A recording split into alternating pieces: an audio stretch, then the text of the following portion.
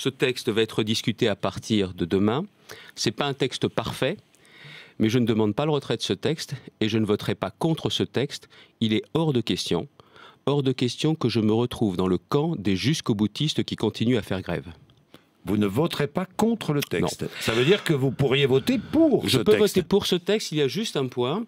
J'attends de savoir si le gouvernement ne va pas nous sortir des amendements de dernière minute pour essayer de faire plaisir à un tel ou un tel. Mais autrement, ce texte, il faut bien connaître son histoire.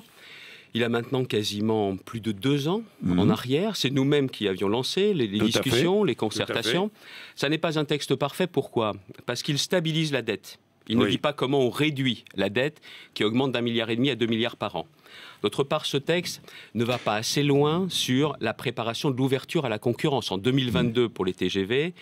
Et ensuite, ce texte n'en parle pas d'ailleurs de cette ouverture à la concurrence. C'est ça qu'il faut préparer parce qu'elle arrivera de façon inéluctable. Et d'ailleurs, la concurrence, ça a été fait dans d'autres pays, n'est pas forcément un drame pour les cheminots et c'est un avantage pour les usagers. Donc même si ce texte n'est pas parfait, je ne voterai pas contre et je ne demande pas le retrait de ce texte. Par contre, ce que je demande, c'est aux grévistes de bien comprendre qu'ils sont dans une impasse. Que si le gouvernement continue à être ferme, ça nous change, mais s'il continue à être ferme, c'est une bonne chose. Il faut que cette grève s'arrête. Vous soutenez le gouvernement dans sa fermeté ? Je lui demande d'être ferme, et bien évidemment qu'on ne souhaite qu'une seule chose, c'est le retour à la normale.